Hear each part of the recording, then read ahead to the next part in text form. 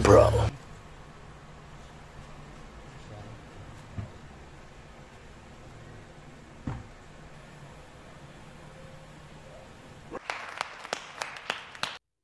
Hey guys, welcome back to the channel. It's your boy Entropy here.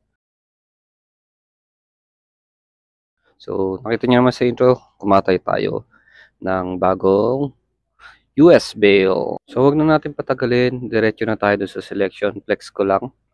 Ayan, mga selection natin. So, abangan nyo na lang sa live. Actually, nila-live sale ko na siya sa TikTok. So, follow me sa TikTok. Hindi ko pa siya napopost sa FB or IG. So, TikTok muna guys. Para sa details ng US bail, ang code na dun sa intro, nabili natin siya for 11,000. Ang supplier is All In Market. I'll include the link in the description. Ito yung FB page nila. Breakdown ng mga items.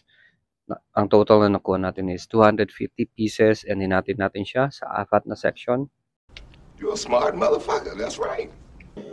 So, depende sa pricing ang ginagawa kong hatian. Ito yung selection, ito yung mga big print. This one is yung mga promotion and then yung kabila is mga plain t-shirts. So, ang average selling price for the selection na target ko is 200 pesos.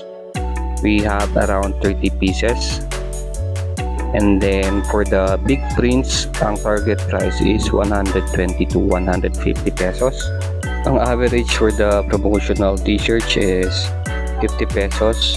Ito yung mga commercial, mga promotion, mga uniform na t-shirt. And then for the plain, hopefully mabenta natin siya ng 70 to 75 pesos. So total is 23,000 na pwedeng kitain kahit malugi ng 50%, balik puhunan pa din. And guys, update lang dun sa Korean bail natin. So, almost 50 to 60% yung nabenta natin. From 217 pieces, I think nasa 80 to 100 na lang yung natira. And puro sinakos na siya, mahirap na siya ibenta. So, nainip tayo. Kaya tayo bumili ng bagong US bail. Pero this time, since medyo malaki yung puhunan, naganap tayo ng investor. And nauto natin yung isa nating tropa na mag-invest. So, ang hatian namin is 50-50 sa presyo and then 80-20 sa kita. Bigger picture kasi talaga is maging business si Ukay. And if we want to be in business, I think it's a good skill that you learn to negotiate and collaborate with people kasi doon tayo lalaki at mag-grow.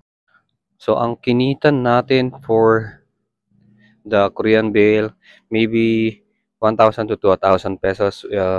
Since ang punan lang natin is 5,000, I think that's a very good deal na. And ayun nga, nakabili na rin tayo ng second bail. Siyempre, nagrevisa din tayo. Ito, isa to sa mga narevisa natin this week. 4 na items lang, flex ko na lang. So, ito guys, yung mga narevisa natin. Finger Crocs, medium lang, skull, all over print. And then, Adidas na parang windbreaker, super orange, maganda pang motor. Medium, small to medium lang din. Sunod is yung band, dalawang band shirt na Bring Me The Horizon. Ayan. Solid na solid. And A Day to Remember. Ayun. So, online live selling pa rin. Tatry din natin i-post yung mga selection sa ating mga page and i-share sa mga Facebook page. Siguro pag hindi nabenta this week. And then the rest, ganun pa rin. Ibebenta natin sa target price and then bababaan natin weekly. Trinay din natin i-post siya sa or ilabas siya dito sa ating garahe. And so far, okay naman, may 3 items na nabenta. And then may mga nag-inquire. And lang for this episode guys. Again, available yung mga yan sa ating TikTok.